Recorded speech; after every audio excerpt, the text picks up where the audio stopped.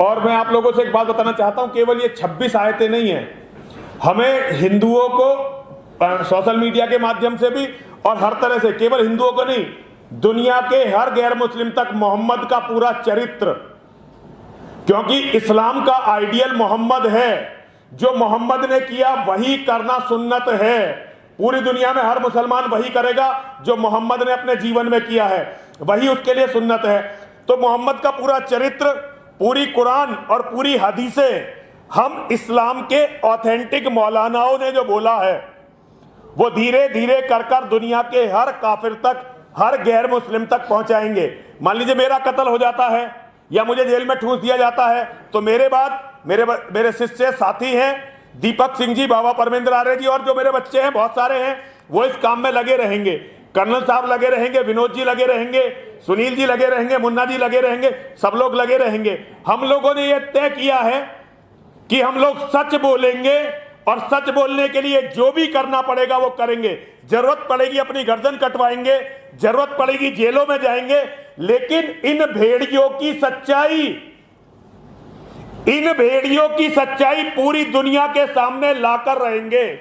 हर कीमत पर लाएंगे, जो कीमत देनी है वो कीमत देंगे, लेकिन इन भेड़ियों की सच्चाई। मैं यति नरसिंहानंद सरस्वती, मेरा काम केवल इतना है कि जिस चैप्टर को खोला नहीं जा रहा था, आज वो चैप्टर दुनिया के सामने आए, दुनिया को पता चले कि मोहम्मद क्या था, दुनिया को पता चले कि कुरान क्या कहती है, दुनिया को पता चले कि हदीसों में हमारे बारे में क्या लिखा हुआ है।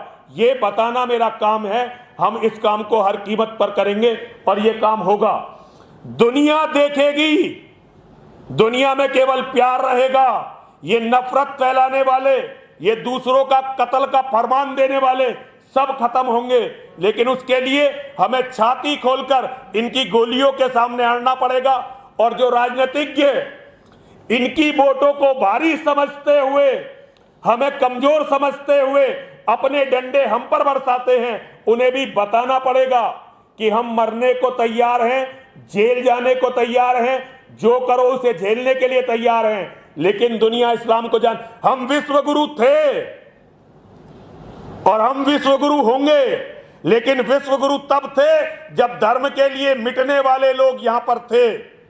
और आज जब हिंदुओं के साधु धर्म के लिए और हिंदुओं के सैनिक धर्म के लिए मिटने को तैयार हो जाएंगे, हम दोबारा विश्व गुरु बनेंगे। और ये आयोजन, जो 5 दिन का आयोजन हरिद्वार में हो रहा है, ये दुनिया के इतिहास का अनूठा आयोजन है। और ये भी 99.99% चांस है कि 15 दिसंबर आने से पहले मेरा कत्ल हो जाए।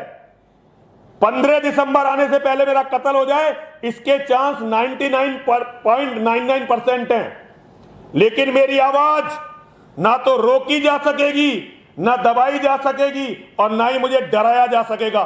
तो बहुत बहुत स्वागत है उन कातिलों का जो कहते हैं कि दूसरों के मंदिर भी तोड़ेंगे, दूसरे के देवताओं को गाली भी देंगे, उनकी बहन बेटियों की मंडी भी लगाएंगे, लेकिन हमारे लुटेरे की तरफ, हमारे डकैत की तरफ, हमें डकैती सिखाने वाले की तरफ यदि तुमने कोई आवाज लगाई तो तुम्हारा सर कत्ल कर देंगे, तुम्हें कत्ल कर देंगे।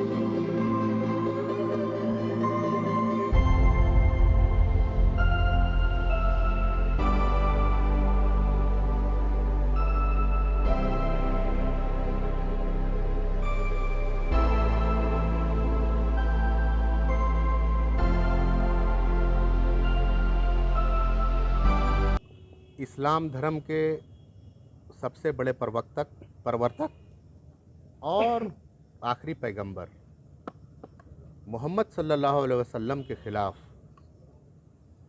यति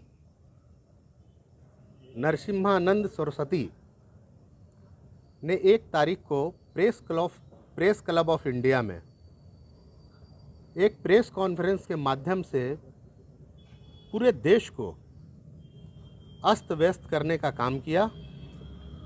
उन्होंने हमारे पैगंबर पे अभद्र टिप्पणियाँ की और पूरे देश को आग में डालने का काम का एक असफल प्रयास किया। मैं आज यहाँ पे कोतवाली थाना में उसके विरुद्ध एफआईआर दर्ज कराने और ये तमाम लोग जो यहाँ पे मौजूद हैं, हम लोगों ने बिल्कुल शांति तरीके से एफआईआर यहाँ पे कराने आए हैं और हमने थाना प्रभारी से ये निवेदन भी किया है कि ये जो एफआईआर है ये सनहा नहीं है, ये एफआईआर है।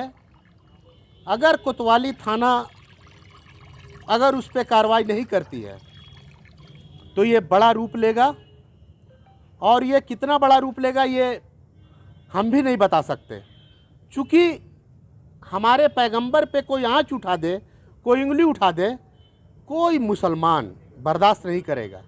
चूँकि हिंदुस्तान के कानून को और संविधान को मानने वाले लोग हैं हम लोग, और मैं आपको उसी संविधान के तहत ये बात बड़े फ़ख्र और बड़े जिम्मेवारी के साथ कहना चाहता हूँ कि मैं उसको लेकर के बंगाल की खाड़ी में तड़प जाता और ख़ुद भी उसको मार देता और मैं भी मर जाता।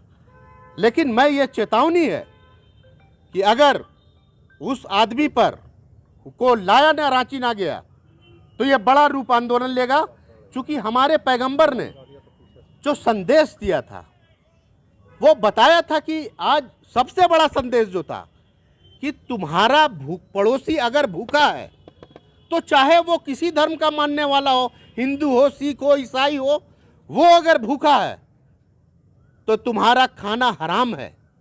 ये पैगाम उन्होंने दिया था। उन पे इतनी यातनाएं की गई और इस्लाम कोई दहशतगर्दी से नहीं फैला, इस्लाम फैला है इंसानियत से। इस्लाम फैला है जगह जगह पे इनकलाब लाने से। वो इनकलाब कैसा इनकलाब? आपसी भाईचारे का इनकलाब, आपस में एक दूसरे के साथ सुख दुख में पहुंच के काम आने का इस्लाम, ये इस्लाम है। और तुम टीआरपी लेने के लिए इस देश को गलत रास्ते में ढकेलना, मेरे जैसे लोग और ये तमाम लोग इस हरकत पे काफ़ी खफा हैं। और अगर ये कार्रवाई कोतवाली थाना नहीं करती है तो ये बड़ा रूप लेगा और इसकी जिम्मेवारी हम सभी की नहीं, थाना की होगी, थाना प्रभारी की होगी, जिला प्रशासन का होगा।